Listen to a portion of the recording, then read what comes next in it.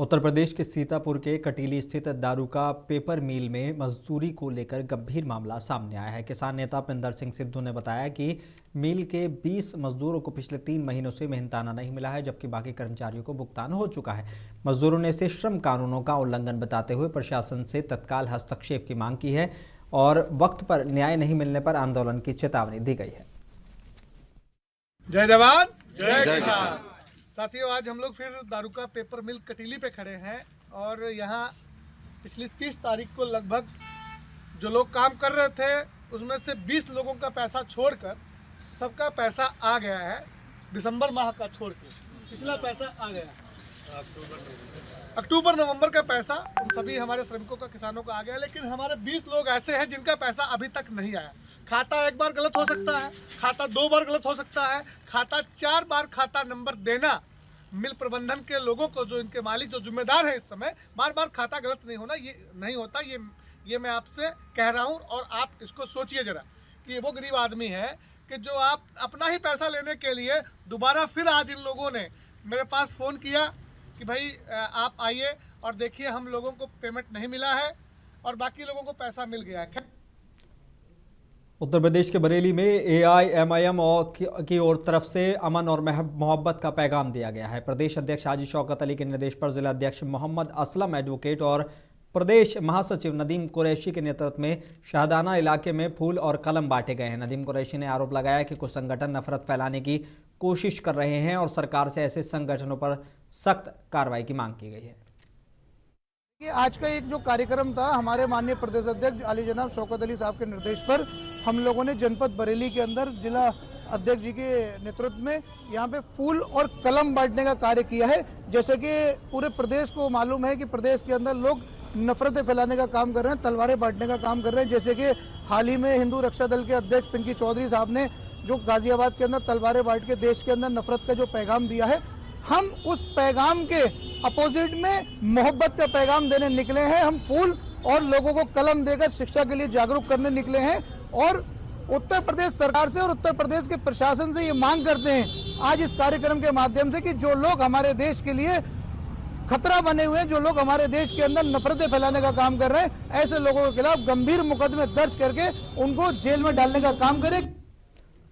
अमरोहा के JS Hindu degree college में सड़क सुरक्षा को लेकर जागरूकता कार्यशाला का आयोजन किया गया। कार्यक्रम में शिक्षक विधायक डॉक्टर हरि सिंह ढिल्लो और जिलाधिकारी निधि गुप्ता वत्स मौजूद रहीं। जहां एक तरफ छात्रों को ट्रैफिक रूल्स का पाठ पढ़ाया गया, वहीं भाजपा विधायक ने यूपी की ट्रैफिक व्यवस्था पर सवाल खड़े कर दिए।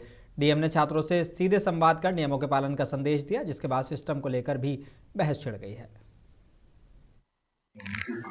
देखिए, मैं धन्यवाद दूंगा प्रदेश सरकार को इस बात के लिए कि पूरे प्रदेश में सड़क सुरक्षा सप्ताह, ये सड़क सुरक्षा माह जनवरी चलेगा 2026, हर वर्ष ही होता है। ये जागरूकता का काम है, इसमें बच्चे, पेरेंट्स और तमाम लोग यहाँ इकट्ठे होते हैं। जिलाधिकारी महोदय भी साथ हैं कि भाई किस तरह हम ज़्यादा सुरक्षित रह सकते हैं, उनके नियम, उनके कानून, कैसे हम ज़्यादा अच्छा एक व्यवस्था बना सकते हैं। और इसमें बच्चों का बहुत है, क्योंकि मोस्टली आप देखते होंगे 2 व्हीलर आजकल स्टूडेंट के पास, सबके पास है, और वो एक ज़्यादा जिम्मेवारी के तहत समाज को दिशा दे सकता है। इसी तहत सारे बच्चे भी यहाँ इकट्ठे थे। अमरोहा में पुलिस की कार्यशैली पर गंभीर सवाल खड़े हो गए हैं। कलेक्ट्रेट के सामने स्थित एक मिठाई की दुकान को चोरों ने एक हफ्ते में दूसरी बार निशाना बनाया है। रात में ताले तोड़कर गैस सिलेंडर, नकदी और कीमती सामान चोरी कर लिया गया, लेकिन हैरानी की बात यह है कि अभी तक FIR भी दर्ज नहीं हुई है। इससे पहले जज के पेशकार के घर पर हुई बड़ी चोरी भी अभी तक अनसुलझी है, जिससे इलाके में नाराजगी और इनसिक्योरिटी बढ़ती जा रही है। हमारी दुकान में पहले 2 तारीख में चोरी हुई थी, उसके बाद आज फिर चोरी हो गई है। डीएम ऑफिस के सामने ठीक हमारी दुकान है, बराबर में हमारे कप्तान साहब रहते हैं। इधर हमारे पैनेसिया चौकी है, इधर हमारे पिंकी चौकी है। कोई संज्ञान नहीं लेता, कोई पुलिस नहीं आती यहाँ पे। पहले 100 नंबर आती थी, उसको हटा दिया गया। अब उसका पता नहीं है कि कोई गाड़ी आती है या नहीं आती है। हमारा लगभग 40-45 हज़ार रुपये का नुकसान हो चुका है। अब हम गरीब आदमी, हम कहाँ से लाएं? रोज रोज हमारे आए दिन चोरी हो रही है। हम किससे बात करें?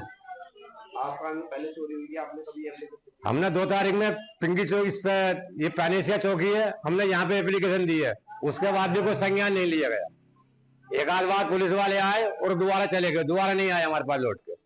आज फिर हमने 100 नंबर कॉल करी है, तब हमने सूचना दी है, कोई सुनने के लिए तैयार नहीं है।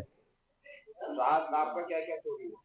आज जो हमारे पहले गए थे, पहले हमारे 3 भगोने गए थे, 13-14 हजार रुपए नगद गए थे। आज हमारे 4 भगोने हैं, 2 पराते हैं, 2 सिलेंडर है गैस के, करीब 1000-1500 रुपए भी गए हैं नगद, और जो कुछ मिठाई थे वो भी लेके लोग बांध कर। अमरोहा के देहात थाना इलाके के तेलीपुरा माफी गांव में मस्जिद से जुड़े एक विवाद ने हिंसक रूप ले लिया। नई परंपरा को लेकर 2 गुटों में लाठी डंडे चले, धारदार हथियार चले और तमंचों से झड़प हुई, जिसमें कई लोग घायल हो गए हैं। पुलिस ने हालात काबू में कर घायलों को अस्पताल भेजा और 6 लोगों को गिरफ्तार किया है। सीओ अवधभान भदौरिया के मुताबिक 10 आरोपियों पर गंभीर धाराओं में मुकदमा दर्ज कर गांव में पुलिस बल तैनात किया गया है।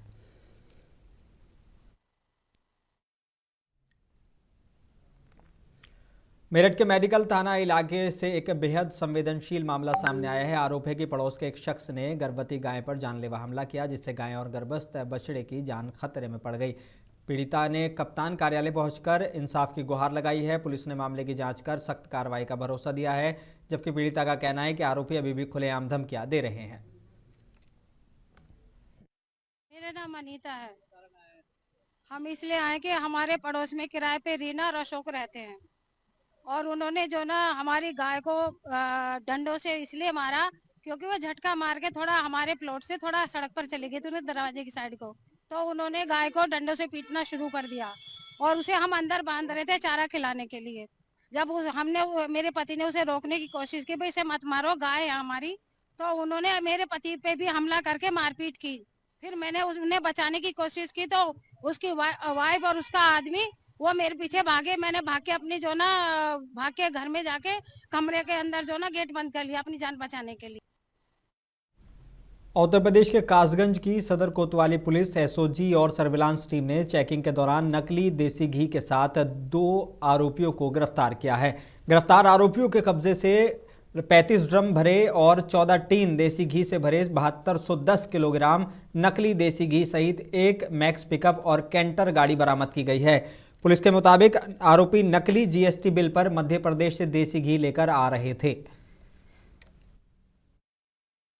2 नकली घी बनाने वाले तस्कर को पकड़ा गया है। इसमें एक है अमन पुत्र हरि सिंह, जो कोतवाली सिटी जनपद एटा के रहने वाला है, और अवनीश उर्फ अजीत, जो जनपद कासगंज का रहने वाला है।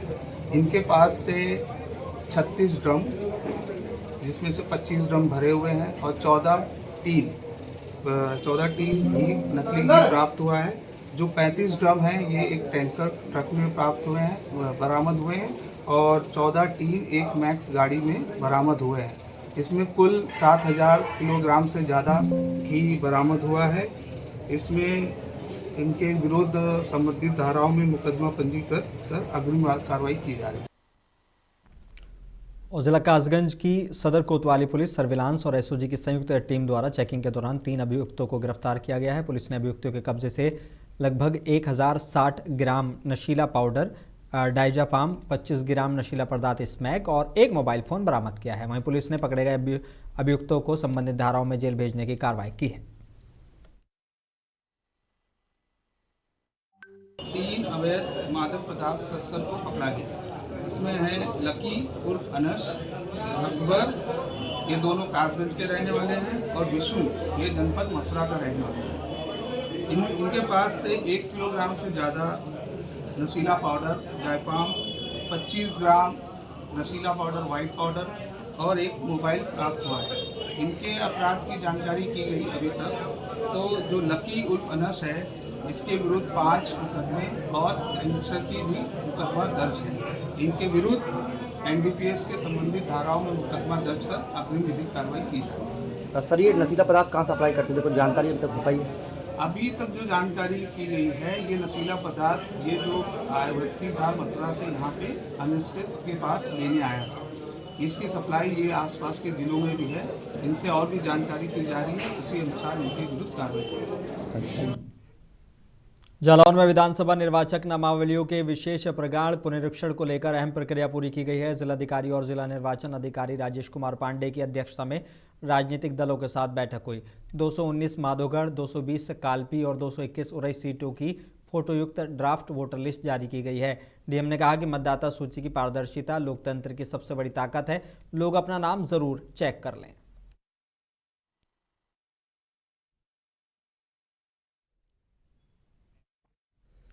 उत्तर प्रदेश के महोबा में इंडियन बैंक स्वरोजगार प्रशिक्षण संस्थान के 31 दिवसीय महिला सिलाई प्रशिक्षण कार्यक्रम का समापन हुआ है।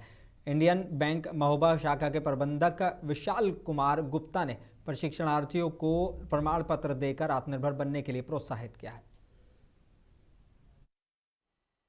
यहाँ पे जो भी प्रशिक्षण दिए जाते हैं यहाँ पर जो है निःशुल्क जो है भोजन, नाश्ता एवं ठहरने की निःशुल्क व्यवस्था है। किसी भी तरह का कोई भी एक पैसे का कोई शुल्क नहीं लिया जाता है।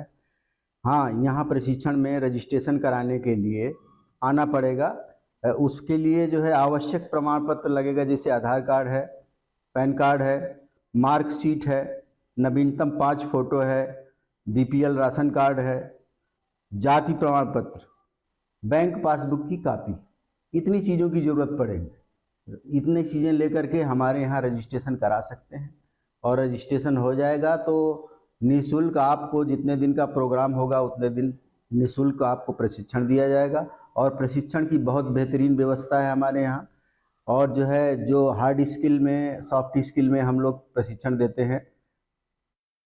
और झांसी के रक्सा थाना परिसर में अवैध शस्त्रों का बड़ा नष्टीकरण अभियान चलाया गया है। 27 साल पुराने 127 मुकदमों में जब्त 44 तमंचे और 83 छुरियां, चाकू न्यायिक मजिस्ट्रेट और क्षेत्राधिकारी सदर रामवीर सिंह की निगरानी में नष्ट किए गए हैं।